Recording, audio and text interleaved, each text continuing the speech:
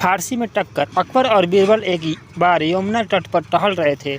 मौसम सुहाना था। उन दिनों बीरबल को फारसी सीखने का शौक चढ़ा था। ऐसे भी फारसी जानना उन दिनों विद्वता की पहचान थी, क्योंकि शासन की भाषा फारसी ही थी।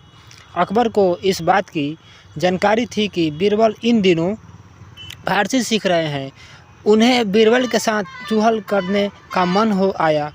बीरबल के साथ टहलते टहलते अकबर उस स्थान पर चले आए जहाँ पर उन्होंने और बीरबल ने अपने घोड़े को बांधा था। बीरबल को बादशाह के घोड़े के पास आने का मतलब यही समझ में आया कि अकबर अब महल की वापसी के लिए तत्पर है।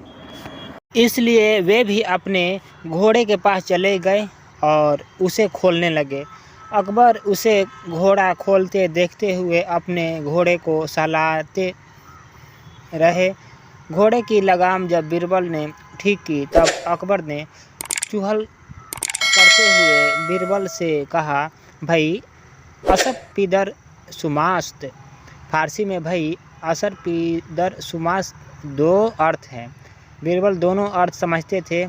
इसका पहला अर्थ है यह घोड़ा तुम्हारे बाप का है, और दूसरा अर्थ है यह घोड़ा तुम्हारा बाप का है। बीरबल ने जब अकबर के मुंह से यह द्विअर्थी संवाद सुना तो मुस्कुराते हुए बहुत विनम्रता से बोले, दाद हुजूरस्त। फारसी में इस वाक्य के भी दो अर्थ है। पहला अर्थ है हुजूर का ही दिया हुआ है, और दूसरा अर्थ है हुजूर का दादा है। बीरबल के मुंह से अपने द्विअर्थी संवाद का द्विअर्थी जवाब सुनकर अकबर झेप गए।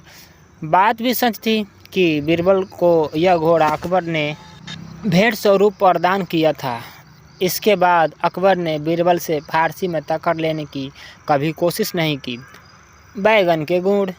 पहले बैगन के गुणों और बाद में उसी के अवगुणों को बताकर बीरबल ने कैसे किया अकबर को संतुष्ट। बैगन सिर्फ सब्जी नहीं है, आपने ठीक कहा है जहाँ पना। बैगन में इतने गुण हैं कि इसे औषधि का दर्जा प्राप्त हो सकता है। सुखंडी रोग के पीड़ितों के लिए तो यह गुणकारी है ही। इसकी इस्तेमाल करने से पाचन की समस्या सामने नहीं आती। अपने गुणों के कारण ही तो बैगन के सिर पर प्राकृतिक रूप से ताज है। बीरबल बोल रहे थे। सामने अकबर बैठे थे। दस्तरख्वान बिछा था। भोजन परोसा जा चुका था। भोजन में बैगन का भरता भी शामिल था, जिसे देखकर अकबर ने प्रसन्न होते हुए कहा, तबीयत खुश हो गई। बड़े दिनों के बाद बैगन का भरता परोसा गया है। मेरे लिए बैगन सिर्फ सब्जी नहीं है। इतना सुनते ही बीरबल हाँ में हाँ मिलाते हुए बैगन की शान में कसीदे पढ़ने लगे थे। इस घटना के कुछ दिनों बाद फिर अकबर और बीरबल को साथ खाने का अवसर मिला। संयोग की बात है कि उस दिन भी बैगन की भाजी परोसी गई थी। बैगन की भाजी अकबर को पसंद नहीं थी। उस पर नज़र पड़ते ही अकबर खान सामे को बुलाकर डांटने लगे, किसने कहा था तुम्हें बैगन की भाजी बनाने को? यह भी कोई खाने की चीज़ है? खान सामा डर से थर थर काँपने लगा। बीरबल ने स्थिति भांपते हुए खान सामे से कहा, अब खड़े खड़े मुंह क्या देख रहे हो, उठाओ यह बैगन की भाजी। अब याद रखना, बैगन बादी होता है। इसे खाने से फोड़े फुंसी की शिकायत होती है। खाज खुजली बढ़ाना बैगन का काम है, इसलिए इसे बेगुण भी कहते हैं। खान सामा बैगन की भाजी वहाँ से उठाकर ले गया, मगर बादशाह अकबर चकित दृष्टि से बीरबल को देखे जा रहे थे। बीरबल ने अकबर की ओर देखा, मानो कह रहे हो, जहाँ पना अब तो भोजन करना आरंभ करे। मगर अकबर ने खाना आरंभ नहीं किया। उन्होंने बीरबल की आंखों में झांकते हुए कहा, बीरबल तुम जबान के पक्के नहीं हो। अभी कुछ दिन पहले ही तो तुमने बैगन के गुण गिनाए थे, और आज मात्र बैगन खाने के प्रति मेरी अनिच्छा प्रकट होने पर तुम्हें वही बैगन बुरा लगने लगा।